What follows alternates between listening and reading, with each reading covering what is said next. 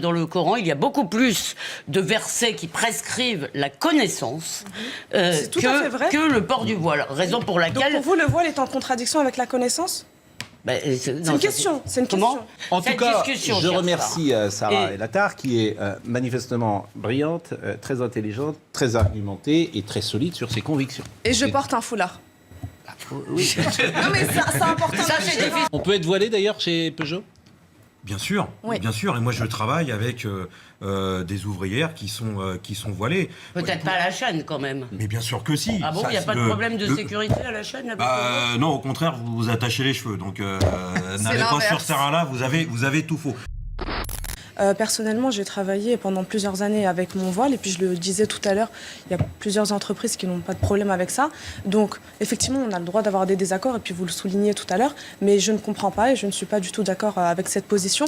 Je ne vois pas en quoi le fait qu'une auxiliaire de puériculture ou je ne sais pas quelle fonction elle occupait dans cette crèche, je ne vois pas en quoi le fait qu'elle porte un voile dérange en fait ou trouble le fonctionnement interne de la crèche. En fait, j'aimerais vous poser à mon tour une question. Selon vous, pourquoi, ou peut-être que vous comprenez la position de cette personne-là. Oui, j'étais d'accord avec cette position. Pourquoi est-ce que ça dérange ? Ou alors, quel est le danger ? Pour deux raisons, mais je veux pas... d'accord, bon, très bien. Alors, je vous répondrai quand je pourrai. Voilà. D'accord. Quand je pourrai, plus tard. Moi, ce qui m'intéresse, c'est vos motivations. Parce que je voulais commencer par ça, pour tout dire. Pourquoi vous portez le voile ? Alors, le voile que je porte, c'est le fruit d'un cheminement spirituel, c'est une démarche religieuse, c'est un respect pour Dieu. Donc j'en profite pour dire que ce n'est pas un signe de soumission. Moi, je suis issue d'une fratrie de 4 sœurs, donc j'ai pas de frères. J'ai jamais eu de discussion avec mon père concernant le voile. Il n'est pas intervenu dans ce choix qui était le mien. Donc vous considérez que... je peux terminer. Alors, on est quand même les principales concernées par le débat. On a été absents pendant plus de 80 débats. Donc je trouve que c'est important quand même que vous ayez la décence de m'écouter et que je puisse terminer mon propos. Donc je reprends. Donc je disais que je ne suis pas mariée à l'heure actuelle et donc quand j'entends des discours où on dit que la femme est soumise, je me demande à qui je suis soumise. Mais c'est pas ça ma question. C'est que vous considérez donc que c'est-à-dire que si vous ne portiez pas le voile, vous seriez en contradiction avec Dieu. C'est ça que vous me dites. C'est-à-dire que alors pas du tout. C'est pas du tout ce que j'ai dit. Donc ne déforme. Mais c'est pour ça que j'essaye de comprendre. C'est-à-dire que je vais vous donner un exemple. C'est pour Dieu que vous portez le voile. Oui, tout à fait. Donc vous seriez une mauvaise musulmane, vous pensez, ou vous n'iriez pas... Non, c'est ma conception et je vais vous donner un exemple. Alors, on demande, et vous n'êtes pas la seule personne à poser la question, on entend souvent dans les débats publics ces questions-là, pourquoi on porte le voile, mais moi ce que je ne comprends pas, c'est la différence de traitement médiatique, puisque j'entends rarement des personnes se demander pourquoi les sikhs portent un turban, ou pourquoi certains juifs portent une kippa, ou pourquoi certaines femmes juives portent un foulard, puisque, alors, dans la tradition musulmane, vous avez des femmes qui portent le voile mariées ou non, voilà, il n'y a pas de corrélation entre ces deux choses. Et dans la tradition juive, je ne sais pas si vous le savez, les femmes se couvrent après le mariage. Donc, pourquoi est-ce que... Très minoritaire. C'est quelque chose... J'ai beaucoup d'amis juifs, effectivement. Très non, mais vos motivations. Donc, c'est un choix religieux. C'est une question de chiffres. C'est-à-dire... C'est une question de chiffres. Non, mais pas seulement. Quand ça concerne... Alors, vous dites c'est religieux. D'accord. D'accord, vous dites c'est religieux. Mais alors là... Je vais citer Naëm Bestanji, que je cite régulièrement désormais dans cette émission. Le voile n'est pas une prescription coranique, c'est l'innovation islamiste pour apaiser la libido des loups, l'instrumentalisation sexiste, identitaire, politique de l'islam. L'obligation religieuse du voile a été créée par les intégristes. Il s'agit d'une hérésie sexiste combattue par les musulmans rationalistes Coran à la pluie. Le Coran n'a jamais employé le mot voile. Ce terme ne figure dans aucun des 3234 versets qu'il compose. C'est une création postérieure faite par la charia et soutenue par certaines traductions françaises. Les islamistes fondent pourtant leur légitimité sur leur soi-disant fidélité au texte qui permettrait d'être au plus près du désir de Dieu. Or, en utilisant voile dans des versets arabes qui n'en parlent pas, cette première contradiction n'est pas la dernière. Donc, je veux dire, j'ai envie de vous dire... ça n'existe pas. Est-ce que je peux répondre ? Évidemment, vous êtes là pour ça. D'accord. Alors, ça me fait doucement sourire parce qu'aujourd'hui, on a la chance que 98% de la connaissance soit accessible sur Internet. Donc, il vous suffit de vous procurer un exemplaire du Coran ou même d'aller sur Internet pour lire les textes. Le voile est cité. Alors, je termine. Il est cité, le mot voile est dans le Coran. Dans le chapitre 24. Donc, je ne comprends pas... Alors, écoutez, Naëm Bestanji doit nous écouter. Et en plus... mais moi je le cite, je pensais que c'était un expert, il se présente comme un expert. Donc vous dites que le mot voile existe dans le Coran. Existe dans le Coran. Mais en fait, Khaled Benchir, qui préside la Fondation pour l'Islam de France, qui est un érudit de l'islam, ça je pense que vous le en convenez, il dit deux choses. Il dit que le voile, il le dit, est une atteinte à la dignité humaine. Et il dit par ailleurs que dans le Coran, il y a beaucoup plus de versets qui prescrivent la connaissance que le port du voile. Raison pour laquelle... Donc pour vous, le voile est en contradiction avec la connaissance ?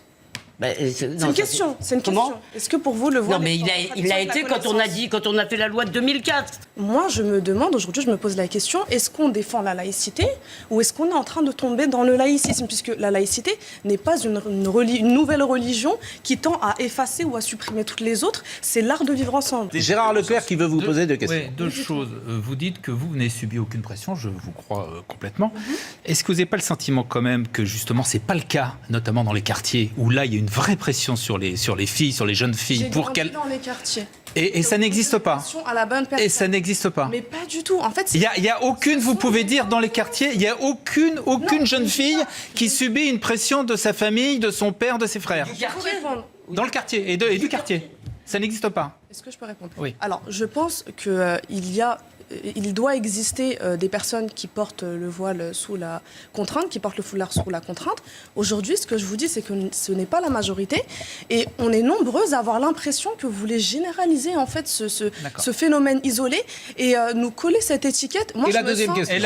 Alors, je peux terminer. Oui, j'aimerais. Ce serait agréable. Votre réponse est claire. Non, mais votre réponse est claire. Non, elle est claire, mais elle n'est pas complète. Donc, moi, je tiens à rajouter que quand on associe le port du foulard à l'inégalité homme-femme, moi, je me sens oppressée par la vision de certaines personnes misogynes et machistes qui veulent définir à ma place la notion de liberté. Pour moi, ça, c'est une vision liberticide. Moi, je défends un féminisme pro-choix, c'est-à-dire que la femme doit être libre de se vêtir comme elle veut, de porter une mini-jupe, un couvre-chef, un chapeau, un voile, ou ceux qui lui chantent, sans que qui que ce soit, puisse lui imposer de faire autrement. Alors, la deuxième question... Alors, la deuxième question... Pardon, Vas-y. Est-ce que je peux vous objecter quelque chose à ça ? Parce que, effectivement, vous avez raison, moi, je suis assez d'accord avec l'idée qu'on ne peut pas dire à la place de quelqu'un qu'il est aliéné. Tout à fait. Simplement, dans l'espace public, et c'est peut-être plus vrai en France, où, comme vous le savez, nous n'avons pas adopté le modèle multiculturel, mais un modèle républicain qui est un peu plus dur, il est vrai. Simplement, en France, si vous voulez, le voile heurte en quelque sorte, la culture... Et le voile vous heurte personnellement. Laissez-moi finir, vous demandez sans cesse qu'on vous laisse finir. Oui. Donc laissez-moi finir, c'est difficile, c'est un débat qu'on essaye d'avoir de façon apaisée. Donc en prie. On veut vous entendre, mais il faut qu'on puisse vous... Je vous en prie. Voilà, donc le voile heurte en quelque sorte notre conception de la liberté des femmes et de l'égalité et de la mixité. Et je voulais vous dire que la laïcité, ça n'est pas seulement une loi, c'est une façon de vivre ensemble dans laquelle, comme moi, je dois accepter d'être heurté par un certain nombre de choses. Je suis heurté par les convictions des autres, je suis heurté par les comportements des autres. Vous devez accepter aussi la critique de ces comportements. Vous devez comprendre qu'en quelque sorte, ça heurte, si vous voulez, une certaine façon de vivre en France. Ça ne veut pas dire qu'on doit l'interdire, d'accord ? Mais peut-être que vous pouvez aussi comprendre, si vous voulez, et vous répondrez après la pause. Mais c'est vrai que la question de Elisabeth, les mœurs françaises, forcément, ça peut heurter ceux qui, effectivement, ne partagent pas la culture musulmane ou la religion musulmane et qui voient arriver dans des proportions importantes sur le sol français des rites, des nouvelles traditions, des manières de fonctionner qui ne reprennent pas la tradition classique française. Ni musulmane d'ailleurs. Non, mais vous pouvez... Ma question, c'est est-ce que vous pouvez comprendre que ça choque ? Alors, je conçois qu'on ait des positions différentes et d'ailleurs, c'est aussi l'objet de ce débat-là, c'est de pouvoir discuter et d'avoir des opinions qui ne sont pas les mêmes. Maintenant, je pense qu'il faut faire une distinction entre les opinions personnelles et la loi, ce que dit la loi. Vous parliez tout à l'heure de valeurs républicaines, où effectivement, moi j'ai été à l'école de la République, donc j'ai appris la liberté, l'égalité, la fraternité, le vivre ensemble. J'ai aussi eu la chance d'avoir des parents qui m'ont enseigné également ces valeurs, mais aussi des valeurs de partage. Donc, vos sœurs sont voilées. Le blasphème fait partie de nos valeurs. Hein, vos sœurs sont voilées également ?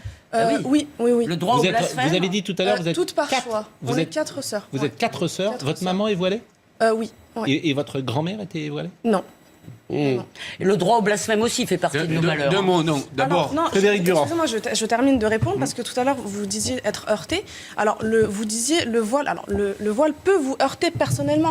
De là à faire une loi pour empêcher les femmes de porter leur voile, Lors des sorties scolaires. Pas partout. Ou dans Mais l'espace à ce public, moment-là, comme demande oui, mais Marine Le Pen. lors des sorties scolaires, mais à ce moment-là, quelle est l'étape suivante? C'est-à-dire qu'à un moment donné, est-ce qu'on va interdire aux mamans de venir récupérer leurs enfants parce que c'est dans l'enceinte de l'établissement? L'espace public, Marine Le Pen demande dans tout l'espace L'espace public, effectivement. Donc en fait, C'est sa jusqu'où demande. on va aller et dans l'espace vous public. parliez d'islam politique, on pourra peut-être l'aborder plus tard. En tant que musulmane, je ne comprends pas ce que signifie islam politique. Donc peut-être que quelqu'un ici pourra définir cette expression. Et je suis choquée, assez simple, hein. je suis choquée par les propos de Marine Le Pen, qui fait quand même un rapprochement entre ce qu'elle appelle le fondamentalisme islamiste. Donc, de toute façon, ces dernières années, les mots isme et ist sont très à la mode. Mais bon, elle fait quand même un rapprochement entre ça et le voile. Donc, c'est ce qui tue notre société. il y a une en fait. chanson importante aujourd'hui, c'est 6,5 millions à peu près de musulmans dans notre pays. À peu près. D'accord? Ça veut dire qu'il y a 61 millions de non-musulmans dans notre pays. Parce que vu la proportion médiatique que prennent les choses, on a presque l'impression que c'est l'inverse. On occupe 3 quarts Bien. du débat Donc, public. ça signifie que 6,5 millions aujourd'hui de musulmans contre 61 millions de non-musulmans. Donc moi, je voudrais juste remettre, si on a le droit, ces quelques chiffres et ces quelques chiffres à leur place. Mais à un moment donné, il va falloir se poser la question à qui profite le crime. Ah mais c'est dingue. À qui non, je donne des chiffres là. On en est là. Ce sont À qui des profite réalités. le crime? Ah, C'est-à-dire oui, qu'on oui. demande C'est quoi le le voile, crime? le C'est de crime, débattre. C'est oui, de oui, débattre. magnifique. Non, c'est pas de. Durand. Mais, Le crime, quel crime? non, Formule. non pas. Ah, c'est une formule. Non. Quel Ce qui est crime? blâmable, c'est l'acharnement. Non. C'est l'acharnement Laissez-moi médiatique. juste. Mais quel acharnement, Je souhaite quel finir. acharnement? Je Il y a dis aucun qu'à un acharnement. moment donné, J'y reviendrai. on est passé. Alors, si vous me demandez, moi, je pense, je l'ai toujours dit ici, que la foi n'est pas au-dessus de la loi. La loi en République, c'est la loi. La foi est ailleurs.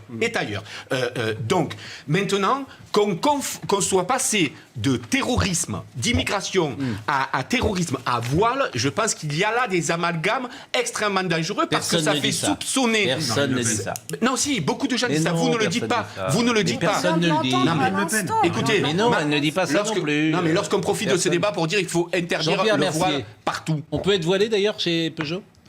Bien sûr, Oui. bien sûr. Et moi, je travaille avec des ouvrières qui sont voilées. Peut-être pas à la chaîne quand même. Mais bien sûr que si. Ah bon, il n'y a pas de problème de sécurité à la chaîne avec Non, au contraire, vous vous attachez les cheveux. Donc, n'allez pas sur ce terrain-là, vous avez tout faux. Vous disiez que 60% des Français, et c'est les chiffres que vous avanciez, étaient dérangés, mais en fait, ça ne m'étonne pas, suite à l'acharnement médiatique. Aujourd'hui, vous allumez, c'est une réalité, vous allumez les chaînes de télévision, monsieur le disait tout à l'heure, on représente moins d'un quart de la population La question, française, mais c'était on pas occupe, dérangé, je termine, on occupe plus de 3 quarts du débat public. Donc la question que je me pose, c'est... comment est-ce que vous expliquez cette disproportion? En Cette tout cas, discussion, je cher remercie Sarah Et- El-Attar, qui est manifestement brillante, très intelligente, très argumentée et très solide sur ses convictions. Et je porte un foulard. Oui. Non mais c'est important. Ça, c'est difficile. C'est difficile. Parce que Mais vous- bon, vous c'est faites intéressant de vous écouter. contradiction.